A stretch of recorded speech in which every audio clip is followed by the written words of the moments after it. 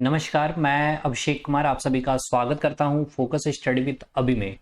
आज जो हम लोग पढ़ने वाले हैं न्यूटन्स लॉ ऑफ कूलिंग और अंतिम चैप्टर है ये हमारा हीट में कंसेप्ट विथ न्यूमेरिकल, जो हमारा मेन जो टारगेट है आरआरसी ग्रुप डी और आपका जो है सचिवालय का पेपर जहां से आपके क्वेश्चन बनते हैं। ठीक है, न्यूमेरिकल जहां से आपके क्वेश्चन बन जाते हैं। इससे पहले हमने जो देखा था स्पेसिफिक हीट, लेटेंट हीट और टेम्परेचर स्केल। तो चलिए सर, हम बात करेंगे न्यूटन्स लॉ ऑफ कूलिंग की। एक चीज तो आप यहाँ पे दिमाग में बैठा ले कि यहाँ पर कोई भी आपको ना तो फॉर्मूला यूज करना पड़ेगा, ना ही आपको कोई वैल्यू पुटिंग करनी पड़ेगी।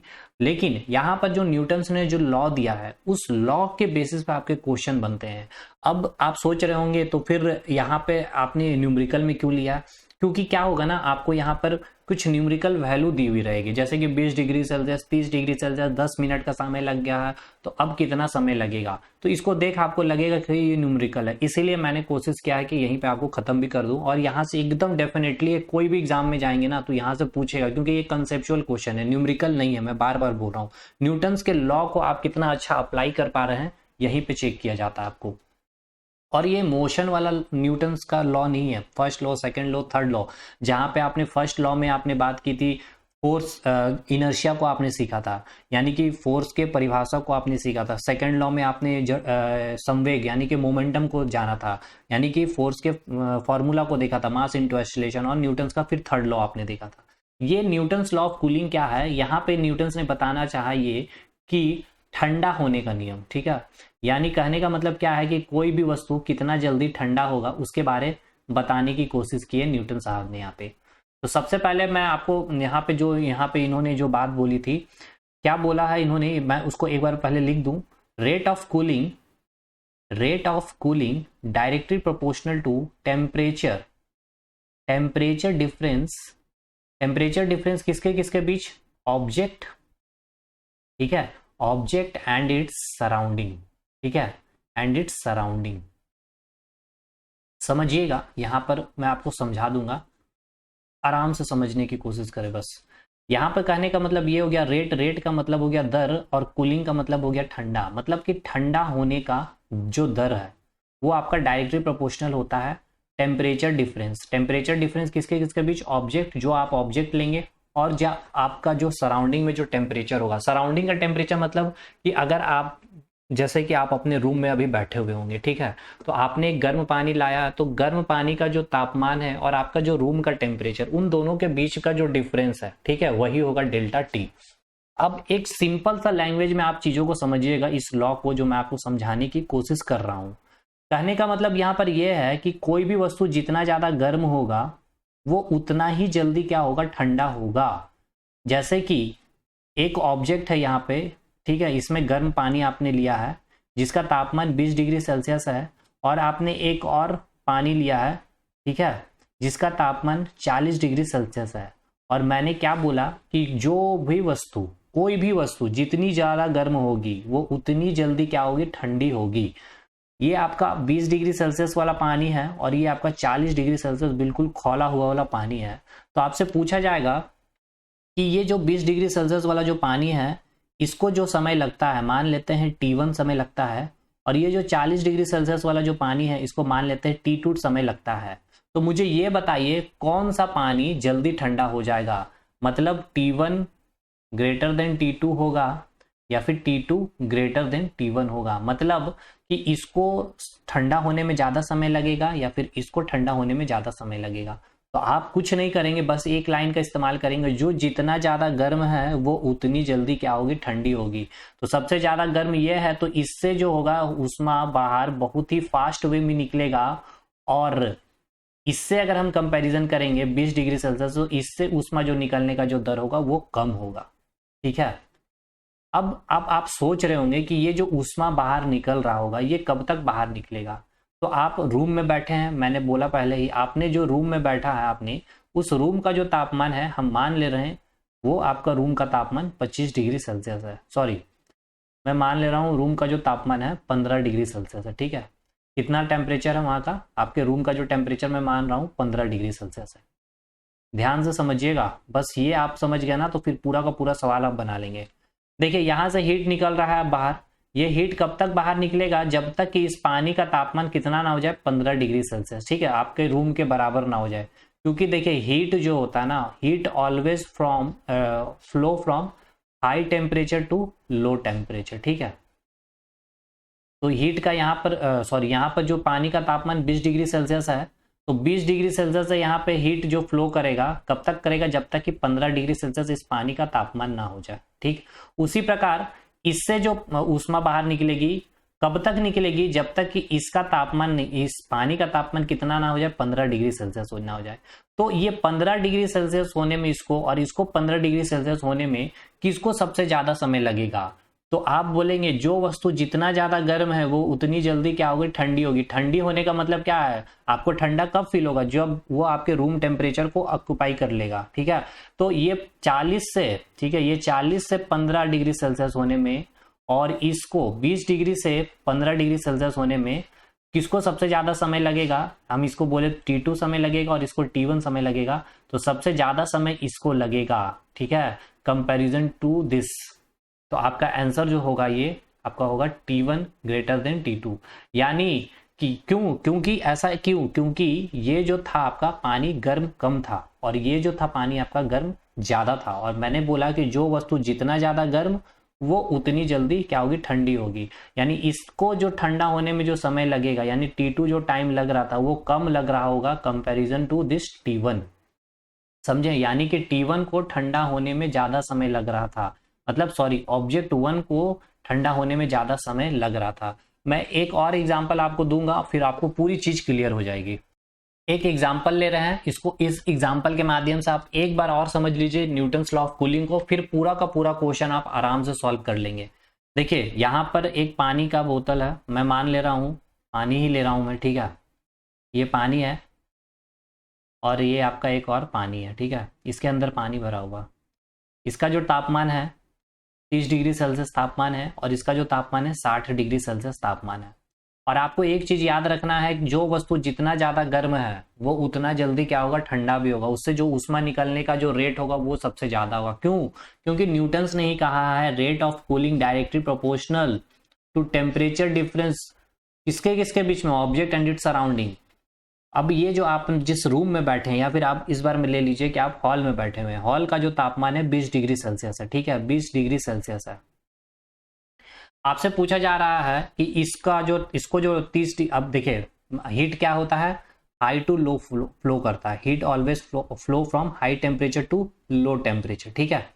तो यहाँ से जो हीट निकल रहा होगा, ठीक है, यानी यहाँ से जो ऊष्मा निकल रहा होगा और यहाँ से जो ऊष्मा निकल रहा होगा, ये कब तक निकलेगा, जब तक कि इस 60 डिग्री सेल्सियस जो पानी है ये क्या ना आ जाए, 20 डिग्री सेल्सियस में ना आ जाए। सेम उसी प्रकार इससे ऊष्मा कब तक निकलेगी, तब तक निकलेगी जब तक कि ये 20 डिग्री सेल्सियस ना आ जाए। मतलब कि इसको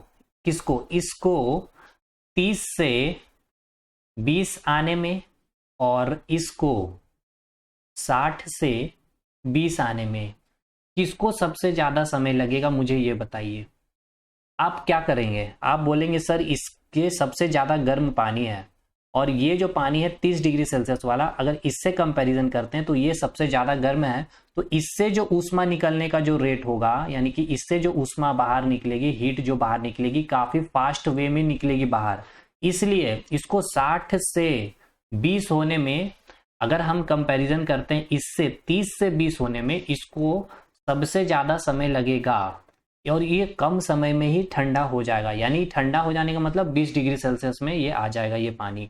मतलब इसका तापमान अगर T2 है और इसका तापमान अगर T1 है, तो अगर इसको हम इक्वेशन में अगर सॉल्व करना चाहें, इक्वेशन में अगर आपको बताना चाहे, तो T1 टाइम जो होगा ग्रेटर देन होगा T2 से। मतलब अगर इसकी वैल्यू अगर 10 मिनट होगी, यानी कि ये 10 मिनट में 60 डिग्री सेल्सियस से 20 डिग्री सेल्सियस आ रहा होगा, तो इसकी जो वैल्यू होगी 10 मिनट से ज्यादा होगी, ठीक है, 10 मिनट से ज्यादा होगी। क्लियर और नॉट, समझ में आया कि नहीं आया। मतलब कहने का सीधा साधा अर्थ है भाई कि जो जितना ज्यादा गर्म है वो उतना ज्यादा ही क्या होगा, ठंडा जल्दी होगा। जैसे यहाँ पर वही आपको मैंने नियम आपको मैंने यहाँ पे लगाया, देख सकते हैं ये पानी था 60 डिग्री सेल्सियस पे और ये जो पानी था 30 डिग्री सेल्सियस पे। तो इसको आना कितना पे था, 20 डिग्री सेल्सियस। क्योंकि सराउंडिंग टेम्परेचर यही था आपके हॉल में। तो ये ज़्यादा गर्म पानी था, तो ये 20 डिग्री सेल्सियस में इसको आने में कम समय लगेगा, ये तुरंत इससे ऊष्मा बाहर निकल जाएगी। लेकिन ये पानी 30 डिग्री सेल्सियस में है, तो इसको ऊष्मा इससे जो बाहर निकलेगी वो स्लोली स्लोली निकलेगी, और वो ये बहुत अधिक समय में इसको क्या होगा, 20 डिग्री सेल्सियस आने में लग जाएगा। क्यों? क्योंकि यही चीज आपको न्यूटन्स ने बताया है कि न्यूटन्स ने क्या बताया था, रेट ऑफ कूलिंग जो है directly proportional to temperature difference between object and its surrounding. ठीक है, यानी कि सराउंडिंग का जो तापमान है और आपका जो ऑब्जेक्ट का जो तापमान है उसके बीच जितना अधिक डेल्टा टी होगा, ठीक है, जितना ज्यादा डेल्टा टी होगा वो उतना जल्दी क्या होगा, ठंडा होगा। आइए क्वेश्चन पे क्वेश्चन कर लें तो आपको पूरा चीज क्लियर हो जाएगा। पहला सवाल है यहाँ पे जो पूछा गया आपसे, और ये आपका पूछा गया सवाल ही है, रेलवे ने आपका सवाल पूछा है। पहला सवाल जो पूछा है यहाँ पे कि कोई भी वस्तु है, ठीक है, जिसका तापमान 50 डिग्री सेल्सियस है और इसको 50 से 40 डिग्री सेल्सियस होने में कितना समय लगता है, 10 मिनट का समय लगता है। तो इसको 40 डिग्री सेल्सियस से 30 डिग्री सेल्सियस होने में कितना समय लगेगा? बहुत अच्छा सवाल है, समझिएगा। देखिए, ये आपका एक ऑब्जेक्ट है जिसका तापमान कितना है, 50 डिग्री सेल्सियस है। बोला गया है कि 50 डिग्री सेल्सियस से इसको 40 डिग्री सेल्सियस होने में कितना समय लगा, 10 मिनट का समय लगा।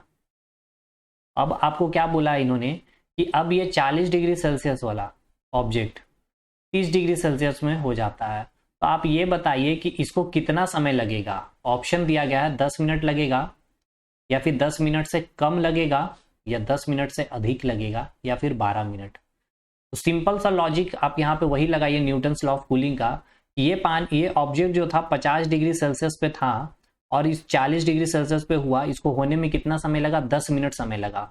अब इसका जो तापमान घट गया है, यानी कि अब जो पानी है, मतलब जो ऑब्जेक्ट था पहले 50 डिग्री सेल्सियस काफी ज्यादा गर्म था, और अब जो है ये 40 डिग्री सेल्सियस थोड़ा कम गर्म है, यानी कि थोड़ा ठंडा हो चुका है। तो अब 40 से 30 होने में, यानी इससे जो हीट निकलेगा, इससे जो हीट निकलने का जो रेट होगा, जो दर होगा, ऊष्मा जो इससे बाहर निकलेगी वो स्लोली स्लोली निकलेगी। और इसका मतलब ये है कि इसको 30 डिग्री सेल्सियस होने में इसको 10 मिनट से अधिक टाइम लग जाएगा, 10 मिनट से अधिक टाइम लग जाएगा। सेम वही लॉजिक, कम गर्म है तो उसको ठंडा होने में भी अधिक टाइम लगेगा, और अगर अधिक गर्म है तो उसे ठंडा होने में कम टाइम लगेगा। समझे या नहीं समझे? तो इसका सही जवाब क्या हो जाएगा, ऑप्शन सी, 10 मिनट से अधिक समय लगेगा उसे। दूसरा सवाल आइए। अब दूसरा सवाल क्या बोला गया है कि कोई भी वस्तु है, ठीक है, कोई भी वस्तु जिसका ताप 100 डिग्री सेल्सियस है और ये हो जाता है आपका 80 डिग्री सेल्सियस, इसको होने में कितना टाइम लगा, 20 मिनट। चलिए साहब, इसको हम टिक कर लेते हैं। एक ये ऑब्जेक्ट था 100 डिग्री सेल्सियस में, 100 डिग्री सेल्सियस से ये हो गया आपका 80 डिग्री सेल्सियस, इसको होने में कितना समय लगा, 20 मिनट का समय लगा। अब आपको बोला गया है कि 80 डिग्री सेल्सियस से अब ये 60 डिग्री सेल्सियस में होने में इसको कितना समय लगेगा, कितना समय लगेगा। यानी कि अब इसको 80 डिग्री सेल्सियस से 60 डिग्री सेल्सियस होने में, 60 डिग्री सेल्सियस होने में कितना समय लगेगा, 20 मिनट से कम लगेगा, या फिर 20 मिनट से अधिक लगेगा, या 20 मिनट लगेगा, ठीक है, या 25 मिनट लगेगा। तो कोई ऑब्जेक्ट था जो 100 डिग्री सेल्सियस पे था और उसको 80 डिग्री सेल्सियस होने में कितना टाइम लग गया, 20 मिनट का टाइम लग गया। कितना टाइम लग गया, 20 मिनट का टाइम लग गया। ठीक है, ध्यान से देखिए, 20 मिनट का टाइम लग गया। 100 को, ये 100 में मतलब 100 पूरा खौला हुआ पानी था, ये 80 डिग्री सेल्सियस में अब पानी आ गया आपका 20 मिनट में। अब ये पानी को 20 से, क्योंकि अब ये पानी थोड़ा गर्म जो था कम हो गया, पहले जो गर्म था उससे अगर आप कंपैरिजन करेंगे तो ये पानी अब कम गर्म है। तो अब इसको 80 से 60 डिग्री सेल्सियस होने में इसको 20 मिनट से क्या लगेगा, अधिक समय लगेगा। 20 मिनट से क्या लगेगा, इसको अधिक समय लगेगा। तो 20 मिनट से अधिक समय लगेगा, ऑप्शन नंबर बी। चीजें समझ में आई कि नहीं आई? तो देखिए, ऐसा लगेगा कि ये क्वेश्चन न्यूमेरिकल है, 100 degree Celsius, 80 degree Celsius, 20 minute, but यहाँ कोई न्यूमेरिकल नहीं है, यहाँ पे कंसेप्ट है केवल। अब आइए तीसरे नंबर क्वेश्चन में। ये क्वेश्चन होमवर्क मैं आपको दे रहा हूं और मैं देखता हूं कि इसका सही जवाब कितने स्टूडेंट देते हैं, और मुझे भी अच्छा लगेगा कि अगर इसका आप सही जवाब देंगे। हालांकि ये पूरा का पूरा कंसेप्चुअल क्वेश्चन है, और ये कंसेप्चुअल क्वेश्चन कैसा है, तो हीट और टेम्परेचर के ऊपर है ये पूरा का पूरा खेला। क्या क्वेश्चन बोला गया, मैं इसको भी एक बार आपको समझा दूं ताकि आपके लिए थोड़ा सा आसान कर देता हूं इस सवाल को। क्वेश्चन में बोला क्या गया है, क्वेश्चन में बोला ये गया है कि कोई दो वस्तु है, ठीक है, ये कोई दो वस्तु मैं ले ले रहा हूं, ठीक है सर, ये कोई दो वस्तु है, जिसका बोला गया है तापमान समान है, यानी कि इसका तापमान T है तो इसका भी तापमान क्या है, टेम्परेचर T है।